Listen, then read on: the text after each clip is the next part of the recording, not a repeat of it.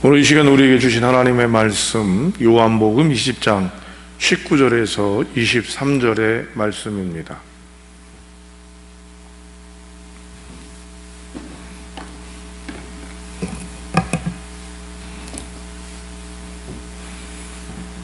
찾으셨으면 제가 한 절, 성도님들이 한 절 번갈아 교독하고 마지막 23절 한 목소리로 봉독합니다.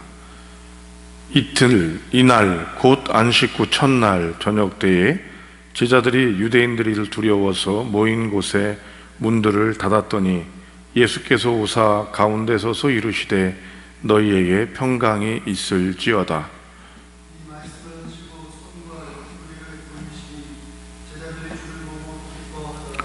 예수께서 또 이르시되 너희에게 평강이 있을지어다. 아버지께서 나를 보내신 것 같이 나도 너희를 보내노라.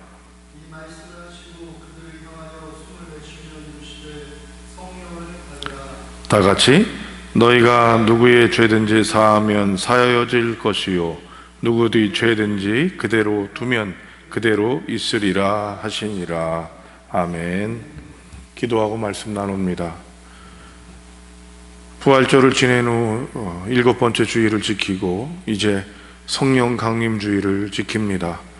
우리에게 도움이 되시고 우리를 옆에서 항상 가르치시고 진리로 인도하시는 성령님을 맞이함으로 말미암아 우리의 삶들이 하나님 아버지 안에서 회복되어지고 채워지고 또 누려지고 더 나아가서는 이것들을 나누고 베풀 수 있는 삶들이 되도록 은혜를 허락하여 주시옵소서.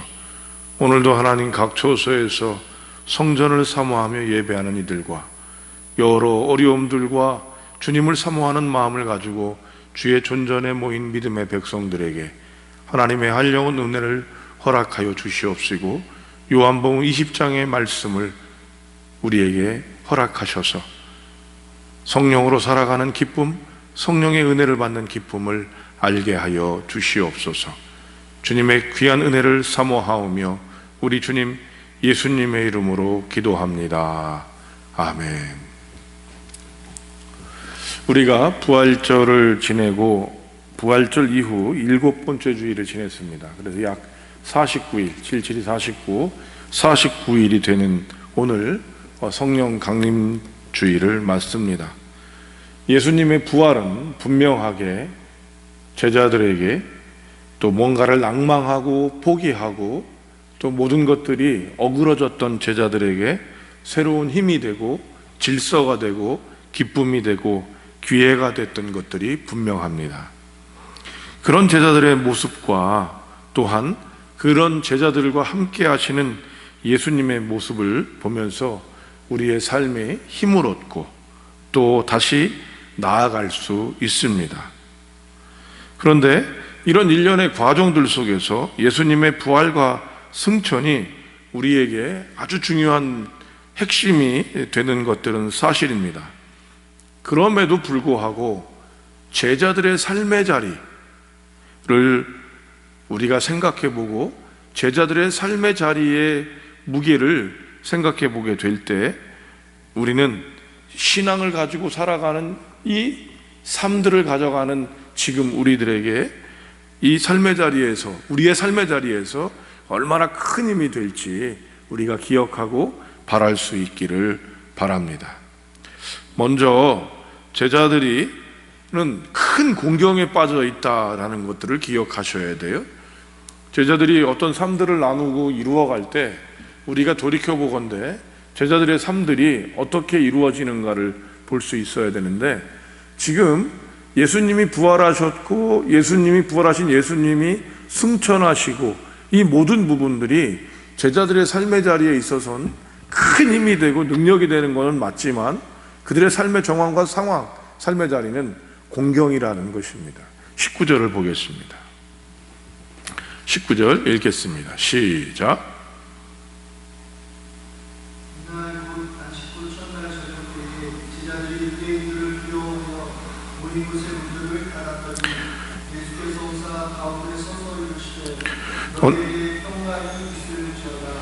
예, 19절을 좀 나누어서 생각할 수 있는데요. 첫 번째는 예수님의 부활을 경험한 그날 저녁 때, 지난번에 우리가 만났던 것과 같습니다. 그렇죠?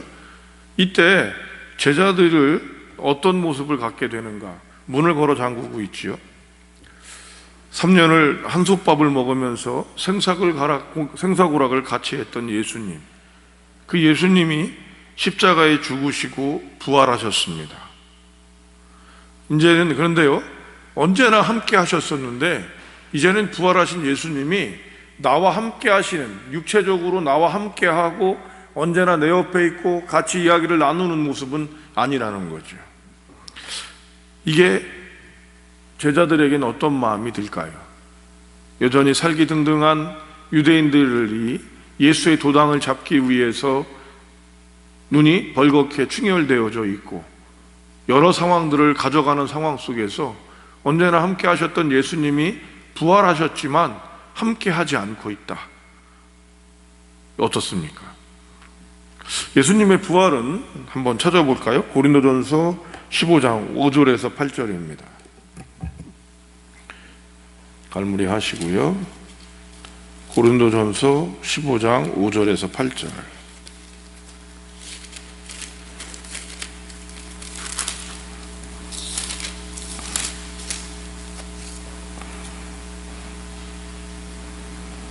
고린도전서입니다. 15장 5절에서 8절 찾으셨으면 읽어봅시다. 5절에서 8절 시작. 게바에게 보이시고 후에 12제자에게와 그 후에 500여 형제들에게 일시에 보이셨나니 그 중에 지금까지 대다수는 살아있고 어떤 사람은 잠들었으며 그 후에 야고보에게 보이셨으며 그 후에 모든 사도에게와 맨 나중에 만삭되지 못하여 난 자 같은 나에게도 보이셨느니라. 아멘. 여러분, 약 500명 정도가 예수님의 부활을 본 겁니다. 그리고 그것도 한 번에 일시적으로 본 것이 아니라 순차적으로 보여주신 것들을 보게 되고 시간은 굉장히 걸려져 있음을 보게 됩니다. 그러면 이 말은 바꿔 얘기하면 어떤 의미가 돼요? 예수님의 부활을 못 보거나 못 체험한 사람들이 더 많다는 것입니다. 그래서 그 당시에 예수님이 부활하신 것에 대해서 유대인들은 시체를 훔쳐갔다라고 얘기할 수 있게 되는 것이죠. 여러분, 예수의 도당을 죽이려고 유대인들이 눈이 벌겋게 떠 있는 이 상황 가운데서 예수님에 대한 부활은, 예수님의 부활 체험은 상황을 극복하기에는 어려운 점이 있다는 것입니다. 함께 신비를 체험한 사람들에겐 이게 문제가 되지 않습니다. 예수님의 부활을 만났던 500여 제자들에겐 문제가 되지 않습니다. 그런데 누구한테 문제가 돼요? 유대인들에게는 문제가 되고 또 그거를 경험하지 못한 자들에게는 이 황당한 소리가 무엇이겠습니까? 오늘날도 마찬가지죠.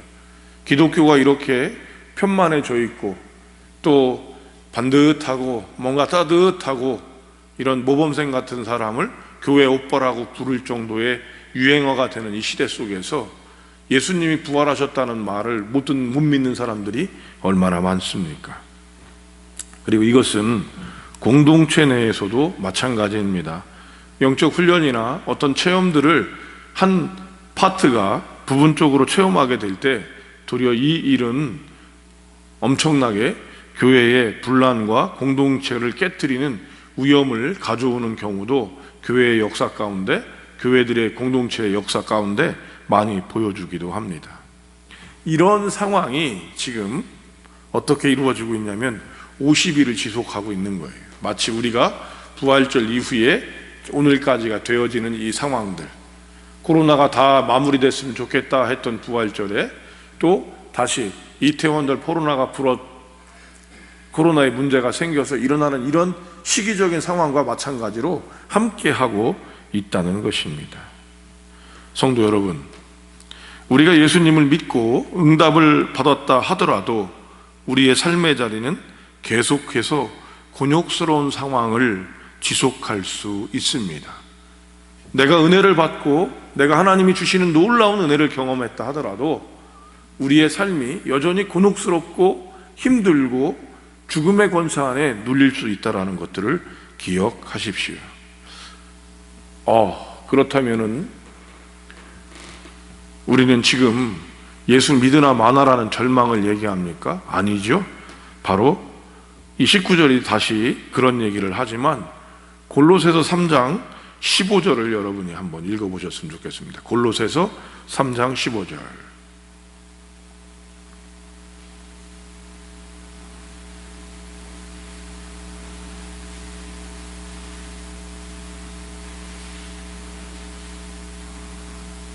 (3장 15절) 한 절 읽겠습니다. 시작.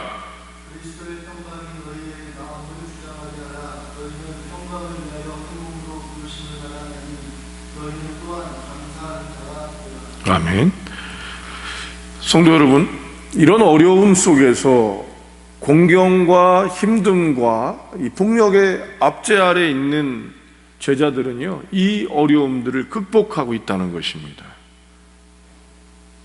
우리 믿음의 선배들은 바로 이러한 과정들을 극복하고 그 상황에서 넘어서고 있다는 것입니다. 이것이 예수쟁이들만이 갖는, 우리 예수 믿는 사람들만이 갖는 가장 중요하고 놀라운 일이 되는 것입니다.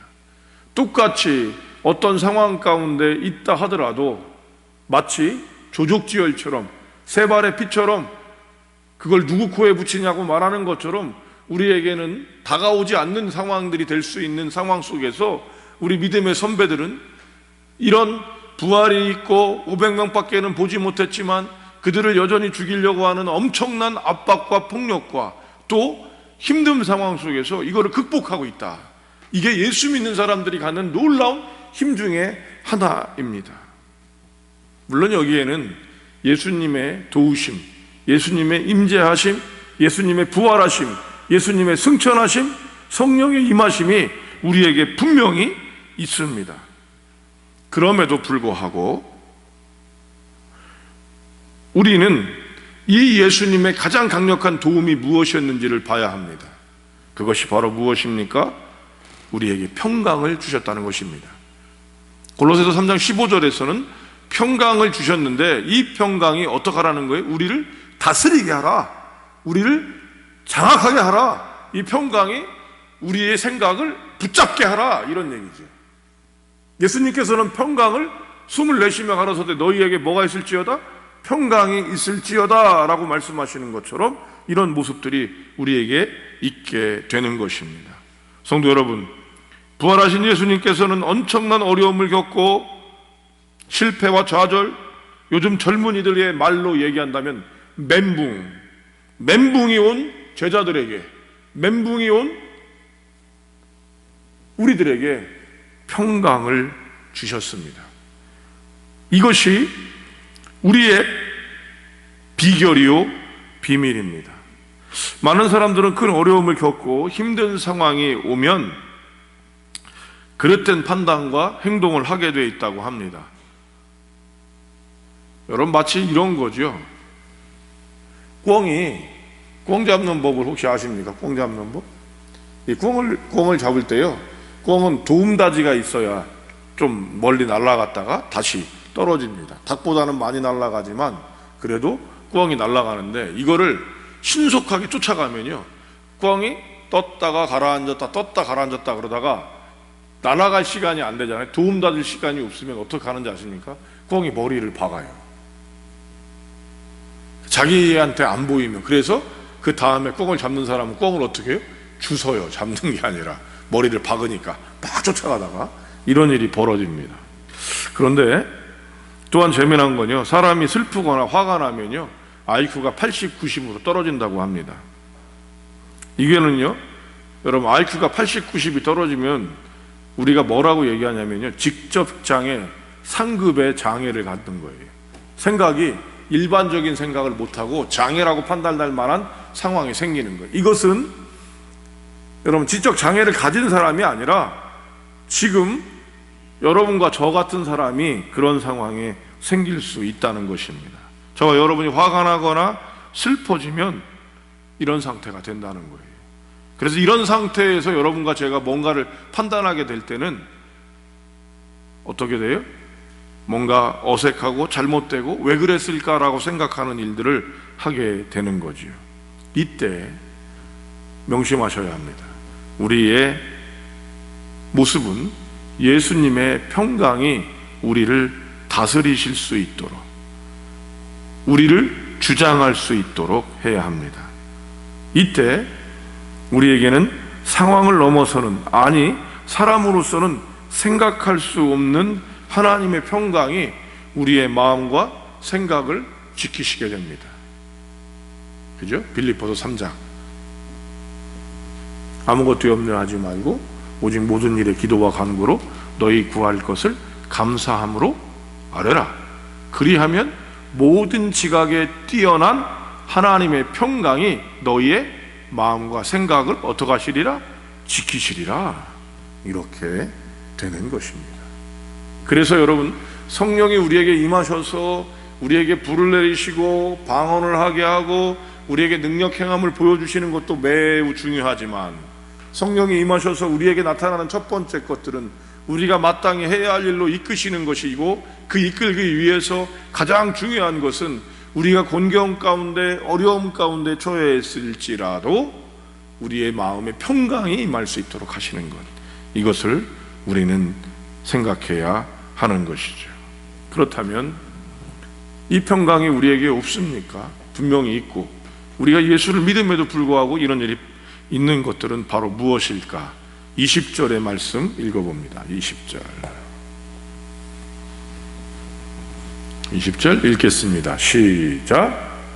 이 말씀을 하시고 손과 옆구리를 펴시니 제자들이 주를 보고 기뻐하더라. 아멘. 바로 이 평강은 우리가 평강이 주장할 수 있게끔 하기 위한 첫 번째 단서입니다. 바로 평강이 주장되지 않는 가장 중요한 것은요, 우리가 막혀 있는 거예요. 뭔가가 통과가 되지 않는 거죠. 신경이 막혀 있고 혈관이 막혀 있으면 그 밑에 부분들은 어떻게 죽어버리는 거예요. 내 손에 붙어 있고 내 몸에 붙어 있을지라도 문제가 되는 거죠. 그래서 이것을 조용기 목사님은 우리가 복을 못 받는다라고 얘기하는, 막혀 있어서. 그래서 어떻게 해야 돼? 형통해야 된다, 뚫려야 된다. 요즘에 소통이라는 단어로 쓰지만 그땐 형통, 물통, 신통, 영통 뭐 이렇게 얘기를 했던 것이죠. 여러분, 오늘 이런 사람이 한 사람이 있어요. 제자들 중에서도 나타나는데요, 그게 누구냐면 바로 도마입니다. 도마는 돌아가신 예수님에 대한 슬픔과 예수님에 대한 아픔이 자기를 막고 있어요. 그리고 그걸로 인생에 대한 실패와 좌절이 겪어지는 사람이죠. 그래서 이 도마에게 먼저 예수를 만났던 친구들이 뭐라고 얘기를 했어요? 야, 그게 예수님의 내가 손과 옆구리에 있는 그 상처를 보지 못한다면 내가 못 알아본다, 이렇게 얘기를 했습니다. 그런 도마에게 예수님께서 제일 먼저 말씀하시는 게 뭐예요? 내 창자국과 내 못자국과 창자국을 봐라 였습니다. 그리고 그걸 보여주시고 만지게 하셨어요. 성경을 엄밀히 보면 도마가 만졌다는 얘기 나오지 않아요. 그렇죠? 그냥 보면서, 만지기 전에 이미 도마가 뭐가 돼요? 예수님을 만나고 예수님의 평강이 그를 주장하게 되는 것이죠. 이 말은 바꿔 얘기한다면, 우리가 아픔과 슬픔 가운데 있을 땐 그 아프고 슬픈 것들만 바라보게 되어 있어요. 그런데 지금 우리가 예수님의 평강을 주장하게 될 때 우리는 뭘 봐야 되느냐? 다른 것들을 보는 게 아니라 바로 예수님의 못자국과 창자국을 봐야 한다는 것입니다. 또 다른 말은 예수님의 고난을 만져보고 그 예수님의 고난 안에 있어야 합니다. 우리가 누구를 용서합니다. 여러분, 어떻게 그걸 할 수 있어요? 우리가 하는 게 아닙니다. 그때 그 힘듦을, 누군가가 우리에게 상처를 줬어요, 누군가 때문에 화가 나요, 이럴 때 우리는 상처를 생각하고 누군가가 잘못한 것들을 생각하지만, 우리가 정작 봐야 하는 것, 우리 자신을 위해선 우리가 해야 하는 것, 바로 다른 것이 아니라 뭐를 봐야 되는 거예요? 예수님의 십자가와 예수님의 고난을 생각하고 바라봐야 한다는 것입니다. 이렇게 될 때 놀랍게도 평강이 우리에게 옵니다. 또 다른 부분은 뭡니까? 이렇게 예수님의 고난과 예수님의 아픔을 우리가 뭐예요? 흘려보낼 수 있어요. 얘기해 줄 수 있어요. 내가 너에게 말씀을 보내. 자, 23절을 보세요. 23절 읽겠습니다. 시작. 너희가 누구의 죄든지 사하면 사하여 질 것이요 누구의 죄든지 그대로 그대로 있으리라. 막혀 있는 거예요. 예, 아멘. 막혀 있습니다. 누구의 죄든지 사하면 누가 해요? 내가 하는 거예요. 여러분, 죄 중에 제일 먼저 용서해야 될 죄가 누군지 아십니까? 남편, 아내, 자녀 아닙니다. 여러분 자신입니다. 여러분 자신에게 있는 아픔, 여러분의 자신에게 있는 죄악들을 용서하십시오. 하나님이 용서하셨기 때문에, 예수님의 십자가가, 예수님의 고난이 우리에게 그걸 용서하셨기에 우리가 그것을 용서할 수 있어야 합니다. 근데 우리가 그걸 못하니까 다른 사람에게도 그런 상처들이 부딪히게 될 때 우리가 더 움직이게 되는, 흘러가게 하십시오. 이렇게 될 때 어떤 일이 벌어졌습니까? 이렇게 한 제자들은 공경 가운데, 어려움 가운데 있었지만 세상을 변화시키는 놀라운 성령의 강림을 보게 되는 것입니다. 500명이 봤는데 함께 모여있던 사람들은 몇 명이에요? 마가의 다락방에 모여있던 사람은 몇 명? 120명. 그럼 나머지 380명은 어떻게 된 거예요? 숫자적으로 못 버틴 거죠. 뭐 물론 바빠서 어디 갔을 수도 있고, 특별히 뭐 밥하다가 그럴 수도 있고, 잠깐 나갔을 수도 있어요. 아니요, 못 버틴 겁니다. 여러분, 호랑이는 사람이 안 됐는데 당군 신화에서 왜 곰은 사람이 됐죠?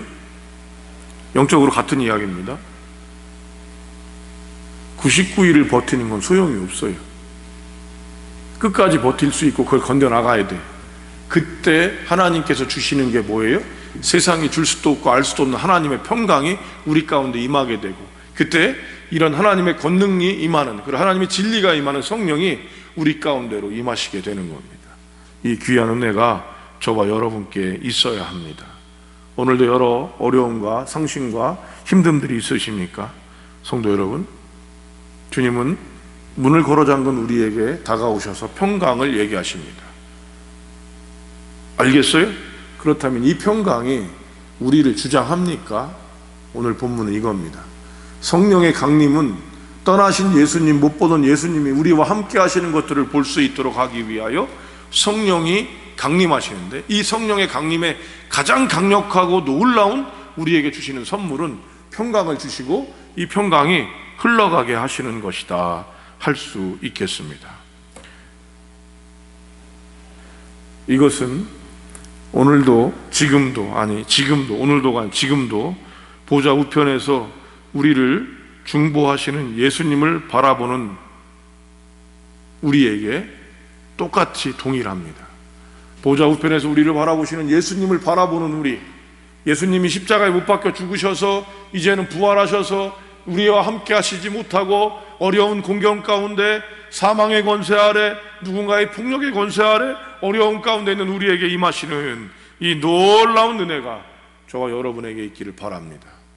평강이 성도님들과 저의 마음을 주장해야 합니다. 공경에 빠져 있을 때, 슬플 때, 화가 났을 때, 우리가 제일 어렵지만 더 성숙되고 믿음이 깊은 사람은 성경을 많이 아는 사람이 아니라 십자가를 바라봄으로 예수님의 창자국과 못자국이 나를 위한 것이라는 것들을 고백함으로 주님의 평강이 우리를 다스릴 수 있도록 하는 그 능력, 이 힘이 우리가 예수를 믿는 자들이며 이 힘으로 세상을 이기고 우리의 공경들을 극복해 나가는 저와 여러분이 될 것을 믿습니다. 성령은 우리에게 진리로 인도하시고 성령은 우리에게 참 평안을 주십니다. 이 분이 오신 날 바로 오늘입니다.